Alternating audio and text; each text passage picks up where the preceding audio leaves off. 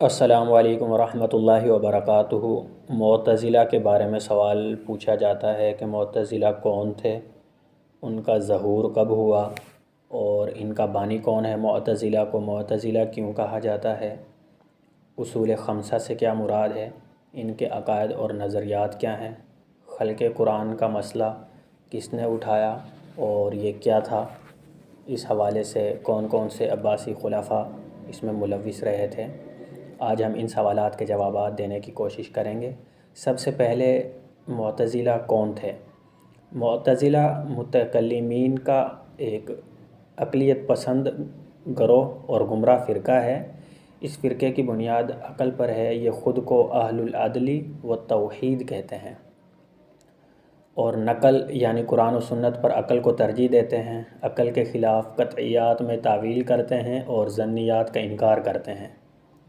ایک سوال یہ ہے کہ ان کا ظہور کب ہوا، تو معتزلہ کا ظہور عصر اموی میں ہو چکا تھا، یعنی بنو امیہ کے دور میں ان کا ظہور ہو چکا تھا۔ البتہ بنو امیہ نے ان کا ساتھ نہیں دیا بلکہ ان کو روکا، ان کی راہ میں رکاوٹیں پیدا کی۔ تیسرا سوال یہ ہے کہ معتزلہ کا بانی کون ہے، تو معتزلہ کا بانی واصل بن عطا جو کہ حضرت حسن بصری رحمۃ اللہ علیہ کا شاگرد تھا، اس کو معتزلہ کا بانی کہا جاتا ہے۔ اور اس کے بعد پھر عمرو بن عبید معتزلہ کا بانی رہا اور لیڈر رہا۔ ایک سوال پھر یہ کیا جاتا ہے کہ معتزلہ کو معتزلہ کیوں کہا جاتا ہے۔ معتزلہ کا لفظ اعتزال سے نکلا ہے، یہ عربی زبان کا لفظ ہے۔ اس کا معنی ہے دور ہونا، جدا ہونا، الگ ہو جانا۔ اور اب معتزلہ کو معتزلہ کیوں کہا جاتا ہے، اس کے بارے میں کئی روایات ہیں۔ ایک قول تو یہ ہے کہ واصل بن عطا جو کہ حضرت حسن بصری رحمۃ اللہ علیہ کا شاگرد تھا، حضرت حسن بصری رحمۃ اللہ علیہ زید بن ثابت رضی اللہ تعالیٰ عنہ کے آزاد کردہ غلام تھے اور 110 ہجری میں ان کا انتقال ہوا۔ تو 110 ہجری سے پہلے کا یہ واقعہ ہے کہ حضرت حسن بصری رحمۃ اللہ علیہ درس دے رہے تھے۔ دوران درس واصل بن عطا نے گناہ کبیرہ کے حوالے سے تکرار کیا کہ گناہ کبیرہ کا مرتکب کافر ہوتا ہے یا نہیں ہوتا، ایمان سے خارج ہو جاتا ہے یا نہیں ہوتا۔ تو اہل سنت والجماعت کے عقیدے کے مطابق حضرت حسن بصری رحمۃ اللہ علیہ نے فرمایا کہ گناہ کبیرہ کا مرتکب ایمان سے خارج نہیں ہوتا، البتہ اس کے ایمان میں درجات کے حساب سے کمی واقع ہو جاتی ہے۔ اس پر واصل بن عطا نے کہا کہ نہیں، مرتکب کبیرہ جو ہے وہ ایمان سے خارج ہو جاتا ہے۔ تو اسی بات پر وہ اختلاف کر کے اپنا الگ حلقہ بنا کر بیٹھ گیا اور لوگوں کو اپنے اس عقیدے کی دعوت دینا اس نے شروع کر دی۔ اس اختلاف کے وقت حضرت حسن بصری رحمۃ اللہ علیہ نے فرمایا اعتزلنا واصل، یہ الفاظ لسان المیزان سے علامہ ابن حجر رحمۃ اللہ علیہ کی کتاب سے میں نے لیے ہیں۔ اعتزلنا واصل کہ واصل ہم سے جدا ہو گیا۔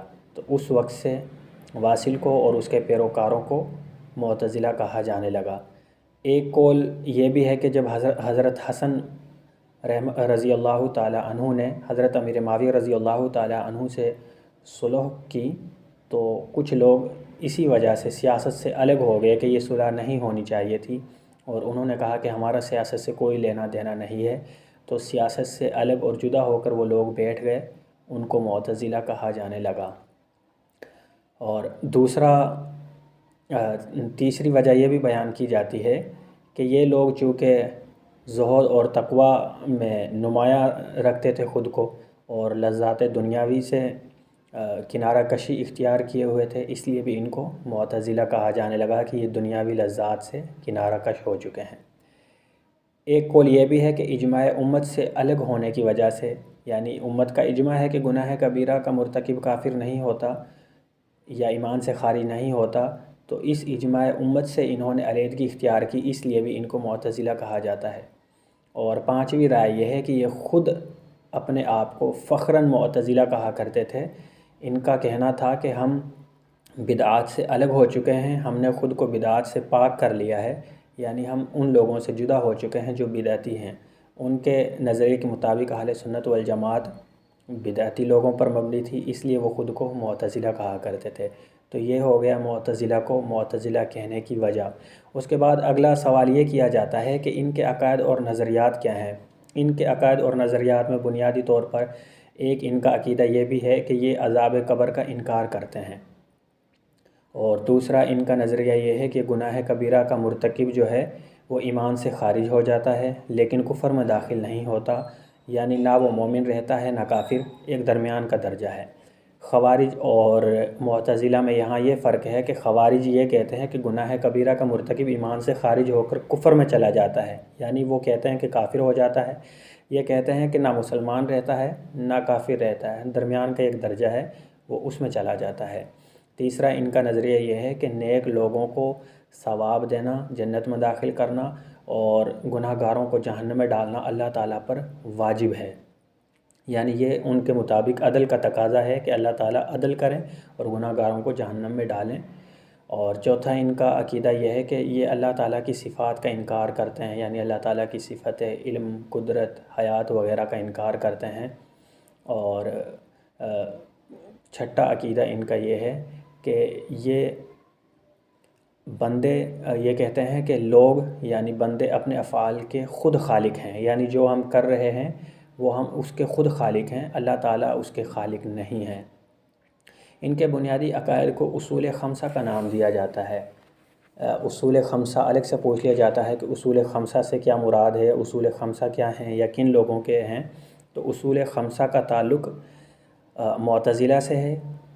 ان کے مذہب کے یہ 5 اصول ہیں۔ پہلا اصول ہے توحید، دوسرا ہے عدل، تیسرا ہے نفاذ وعید جس کو وعدہ و وعید سے بھی تعبیر کر دیا جاتا ہے، چوتھا ہے منزل بین منزلتین یعنی 2 منزلوں کے درمیان منزل، اور پانچوں ہیں امر بالمعروف اور نہی عن المنکر۔ ان کی وضاحت کرتے ہیں۔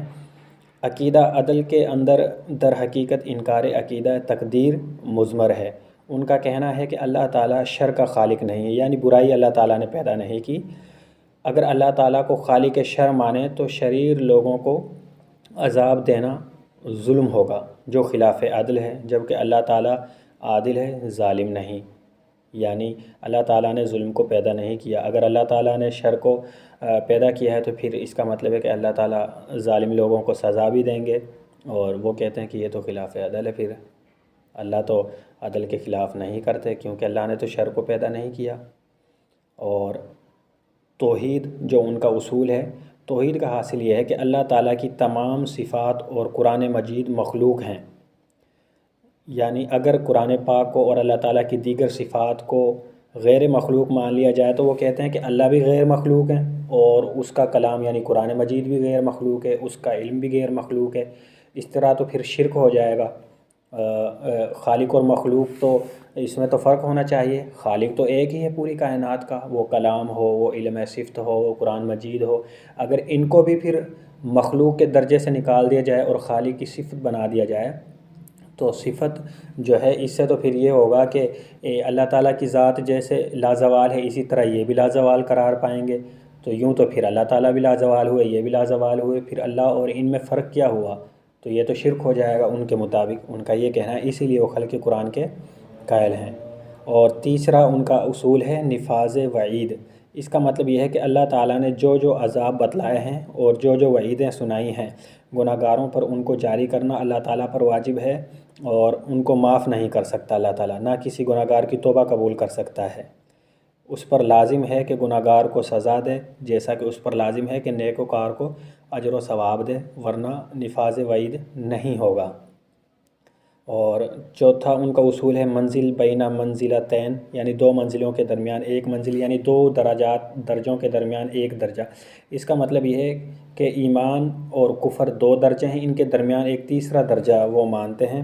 وہ کہتے ہیں کہ جو آدمی گناہ کبیرہ کرتا ہے وہ اس تیسرے درجے میں چلا جاتا ہے، درمیان والے درجے میں، ایمان سے نکلتا ہے، درمیان میں ایک درجہ اس میں چلا جاتا ہے، اس کے نیچے کفر کا درجہ ہے، اس میں نہیں جاتا، یعنی یہ ایمان اور کفر کے درمیان ایک اور منزل مانتے ہیں۔ اسی کو منزل بین المنزلتین کے لفظ سے تعبیر کیا جاتا ہے۔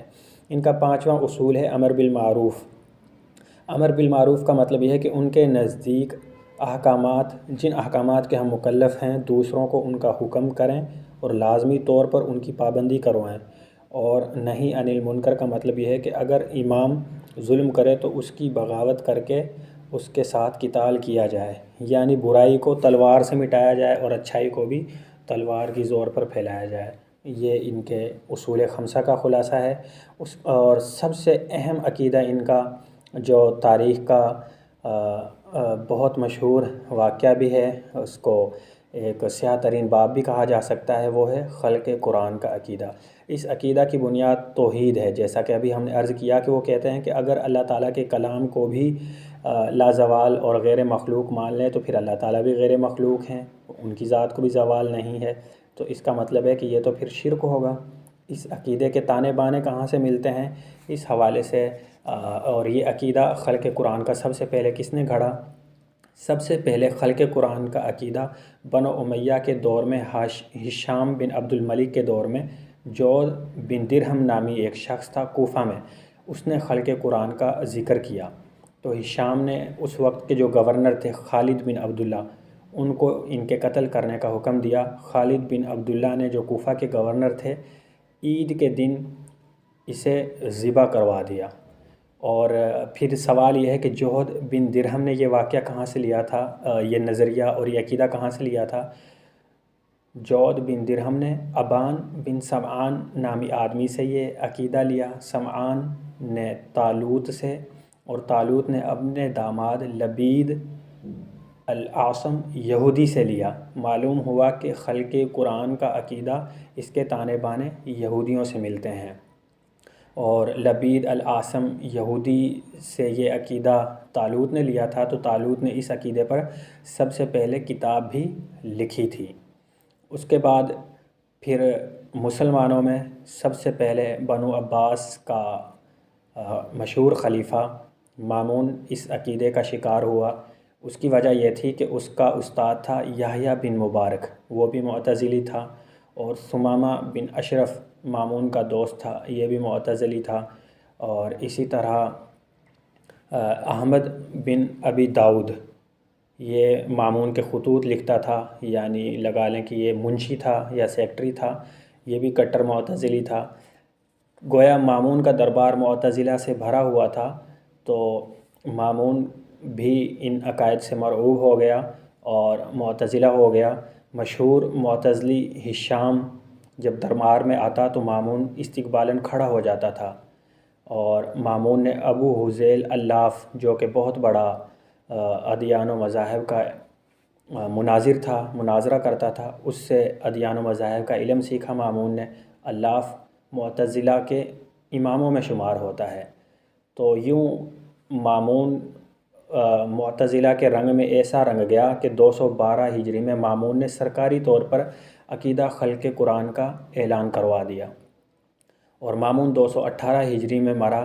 تو مامون نے مرنے سے پہلے جبراً اس عقیدہ کی تبلیغ کی، لوگوں سے اس کا اقرار کروایا۔ امام احمد بن حنبل، محمد بن نوح، اور ایک امام تھے قواویری، ایک سجادہ نامی تھے، ان چار کو یہ چار لوگ جو تھے یہ حق پر قائم رہے تھے۔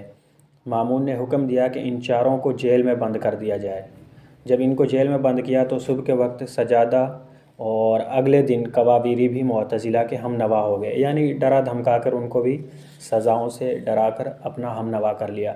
اس کے بعد محمد بن نوح اور امام احمد بن حنبل رحمۃ اللہ علیہ صرف اکیلے اس دور کے مشہور ائمہ میں سے یہ دو لوگ تھے جو اس عقیدے کے مخالف کھڑے رہے۔ یہاں دھیان رہے کہ یہ سوال پوچھا جاتا ہے کہ امام احمد بن حنبل رحمۃ اللہ علیہ کے ساتھ اور کون سے امام تھے یا کون سے عالم تھے جو اس عقیدے پر ڈٹے رہے، تو یہ سوال آ بھی چکا ہے MCQs میں، وہ محمد بن نوح رحمۃ اللہ علیہ تھے۔ تو محمد بن نوح اور امام احمد بن حنبل رحمۃ اللہ علیہ کو مامون کی طرف بھیجا گیا، اور راستے میں محمد بن نوح فوت ہو گئے۔ ابھی قافلہ بغداد دارالخلافہ میں نہیں پہنچا تھا جس قافلے میں یہ دونوں تھے کہ مامون مر گیا۔ مرنے سے پہلے مامون نے اپنے بھائی معتصم کو وصیت کی تھی کہ اس عقیدے کی حفاظت کرنا۔ معتصم کے دربار میں پھر احمد بن ابی داؤد اور عبد الرحمن بن اسحاق یہ دونوں معتزلہ تھے، امام احمد بن حنبل رحمۃ اللہ علیہ سے یہ مناظرے کرتے رہے۔ 18 یا 28 ماہ تک امام احمد بن حنبل رحمۃ اللہ علیہ تکالیف جھیلتے رہے۔ معتصم نے امام احمد بن حنبل رحمۃ اللہ علیہ کو کوڑے لگوائے اور واسق نے شہر بدر کر دیا اور فتویٰ دینے سے منع کر دیا، تو مامون، معتصم اور واسق یہ تینوں کٹر معتزلی خلفاء گزرے تھے۔ اسی طرح عہد واسق میں یوسف بن یحییٰ، نعیم بن حماد بھی مصائب کا شکار رہے۔ امام احمد بن حنبل رحمۃ اللہ علیہ نے ہمیشہ اس عقیدے کی حفاظت کی تھی۔ ان کا فرمان ہے، قول ہے کہ جو قرآن کے مخلوق ہونے کا قائل ہے وہ جہنمی ہے، جو اسے مخلوق سمجھے وہ بدعتی ہے۔ تو ان کے بعد، واسق کے بعد خلیفہ بنے تھے متوکل۔ متوکل نے معتزلہ کو دربار سے بھگا دیا اور ان کو قتل کروا دیا، اور جو عقیدہ خلق قرآن سرکاری طور پر نافذ کر دیا گیا تھا، اس عقیدے کو بھی یا اس قانون اور لا کو بھی متوکل نے ختم کروا دیا۔ اسی طرح عام دیگر مسلمانوں میں سے بعد میں کن کن ائمہ نے ان کا رد کیا، تو ان میں ابو الحسن اشعری رحمۃ اللہ علیہ، اشعری جو متکلمین کا ایک فرقہ بھی ہے، مکتب فکر ہے، ان کا 330 ہجری میں انتقال ہوا۔ وہ بعد میں معتزلہ کے ساتھ مناظرہ کرتے تھے، انہوں نے بھی معتزلہ کا رد کیا۔ ابو علی جبائی معتزلی ان کے سوتیلے والد تھے، وہ تقریباً 30 سال تک ان کے زیر سایہ رہے اور معتزلہ رہے، لیکن بعد میں اللہ تعالیٰ نے ان کو ہدایت دے دی تو وہ معتزلہ کے خلاف ہو گئے اور بعد میں معتزلہ کا رد کرتے رہے۔ اسی طرح امام ماتریدی رحمۃ اللہ علیہ، جن کی وفات 334 ہجری کے قریب ہے، وہ بھی متکلمین معتزلہ کا رد کرتے رہے۔ تو یوں پھر معتزلہ کے مقابلے میں متکلمین کے نئے دو مکتب فکر سامنے آئے، اشعری اور ماتریدی۔ آج کل اہل سنت میں سے کچھ لوگ اشعری ہیں، کچھ ماتریدی ہیں، احناف میں سے اکثر کی ماتریدی ہے۔ والسلام علیکم ورحمۃ اللہ۔